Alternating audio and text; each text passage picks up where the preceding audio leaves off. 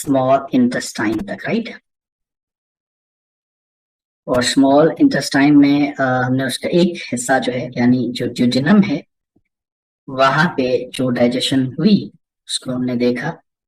And now we are heading towards its second part, which is the jejunum, which is the jejunum. अब देखिए participants, unlike the duodenum, jejunum जो है ये basically एक आप यूं समझ लें कि एक खुद कफील हिस्सा है, इसको किसी की मदद की जरूरत हरगिज नहीं है। यहाँ पे डाइजेशन के लिए, चीजों की ब्रेकडाउन के लिए jejunum के पास अपनी जाती केमिकल्स, सिक्रीशंस मौजूद हैं, एंजाइम्स इसके पास अपने मौजूद हैं जिनके जरिए जो है वो बेसिकली ये डाइजेशन करता है। अगर हम स्पेसिफिकली बात करें तो jejunum जो है, jejunum releases intestinal juice, intestinal juice। बात को समझिएगा, 3 तरह के जूसेस आए हैं। सबसे पहले गैस्ट्रिक जूस आया, फिर पैंक्रेटिक जूस आया और अब इंटेस्टाइनल जूस है। पर इस इंटेस्टाइनल जूस के अंदर भी ऑब्वियसली मुख्तलिफ एंजाइम्स मौजूद हैं, जिनमें से अगर हम कोट करें तो नंबर 1 पे हमारे पास जो है that is amino peptidase. Number 2 देखें दैट इज इरिप्सिन। नंबर 3 देखें तो दैट इज लाइपेज। नंबर 4 देखें तो दैट इज माल्टेज। नंबर 5 देखें तो दैट इज लैक्टेज। सो मुख्तलिफ एंजाइम्स अगेन इंटेस्टाइनल जूस के अंदर मौजूद हैं। अब ऑब्वियसली जिस तरह पहले एंजाइम्स ने फूड को कन्वर्ट किया इनटू द सिंपलर यूनिट्स, तो इनका काम भी आगे फूड को कन्वर्ट करना है इनटू द सिंपलर फॉर्म्स और यूनिट्स। सबसे पहले अगर हम अमीनो पेप्टिडेज को देखें तो इट कन्वर्ट्स पॉलीपेप्टाइड्स। 2 जगह पे हम पोली करके आए पहले। एक हमने देखा कि पेप्सिन की वजह से प्रोटीन्स इनटू पॉलीपेप्टाइड्स, एक हमने देखा ट्रिप्सिन की वजह से proteins into polypeptides. So now अब पॉलीपेप्टाइड्स कन्वर्ट हो रहे हैं इनटू द डाइपेप्टाइड्स, और ये कन्वर्जन यहाँ पे अमीनो पेप्टिडेज एंजाइम की वजह से पॉसिबल हो रही है। एक बात हो गई। इसी तरीके से इरिप्सिन को देखें तो इरिप्सिन जो है इट कन्वर्ट्स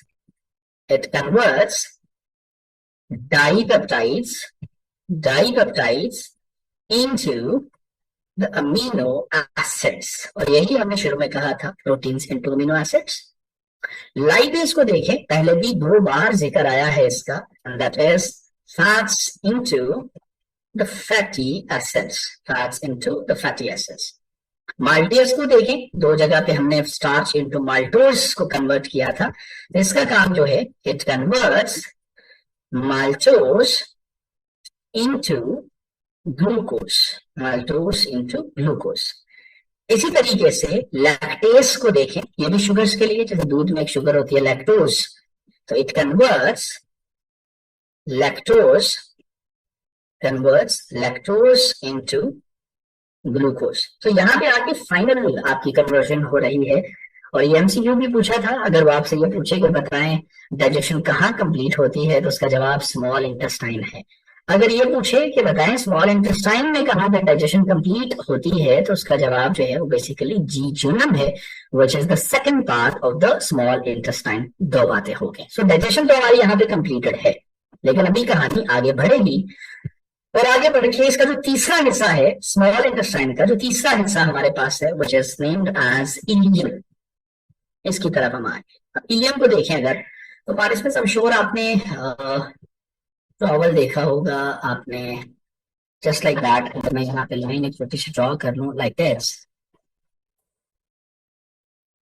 दिस, इलियम की जो वॉल्स हैं, इसकी वॉल्स के अंदर से ऐसे छोटी छोटी प्रोजेक्शंस, फिंगर लाइक प्रोजेक्शंस ऐसे बाहर की तरफ उभरी हुई हमें जो है वो नजर आ रही होती हैं। और ये छोटी छोटी जो फिंगर लाइक प्रोजेक्शंस हैं which extends out from the walls of the ileum, इन तमाम छोटी छोटी फिंगर लाइक प्रोजेक्शंस को हम विलाय का नाम देते हैं। लाइक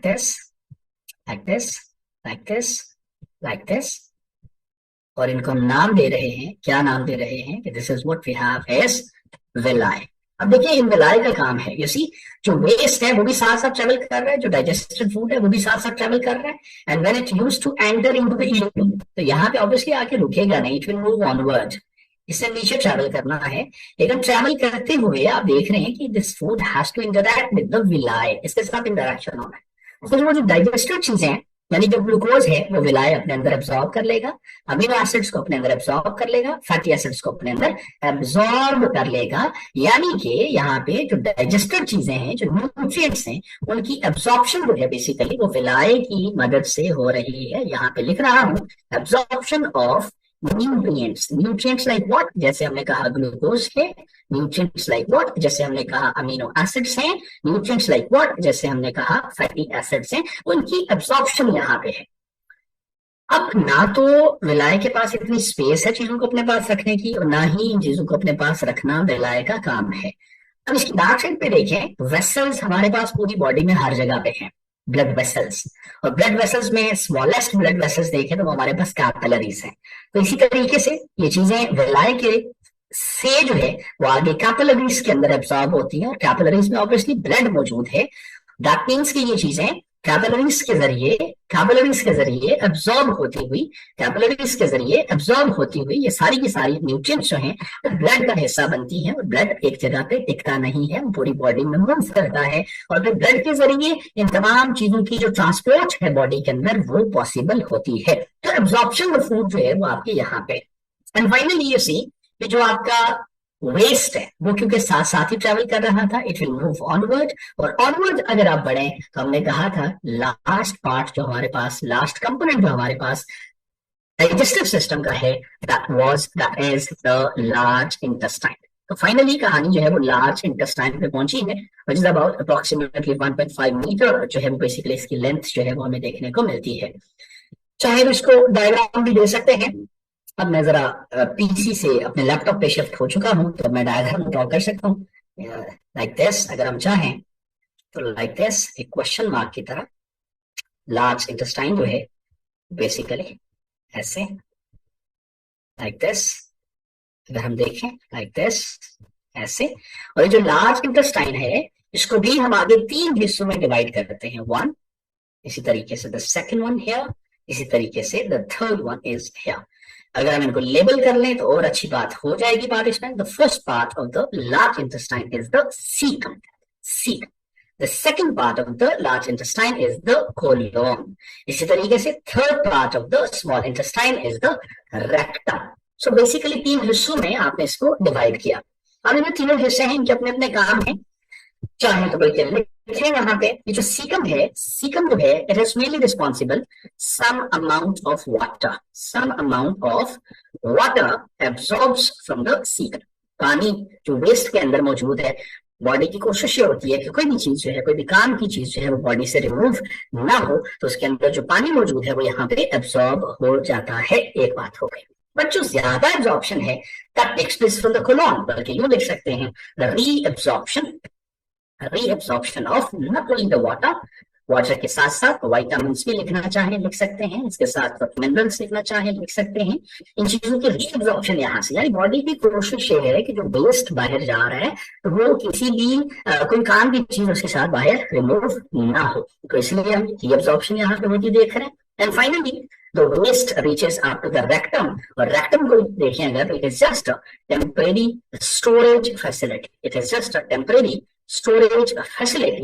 जहां पे waste has to store in the form of feces, और feces की फॉर्म में ही waste has to remove from the body through anus के जरिए जो है वो बेसिकली feces की फॉर्म में waste में बॉडी से रिमूव हो जाना होता है। ये जो सारा काम है पार्टिसिपेंट्स, अगर आप कंप्लीट डाइजेशन को देखें, टोकन एमसीक्यू अक्सर पूछ लेता है, कंप्लीट डाइजेशन जो है उसको होने में आपके तकरीबन 36 आवर्स जो है हमें लगते हुए नजर आते हैं। It takes about 36 hours for the complete digestion.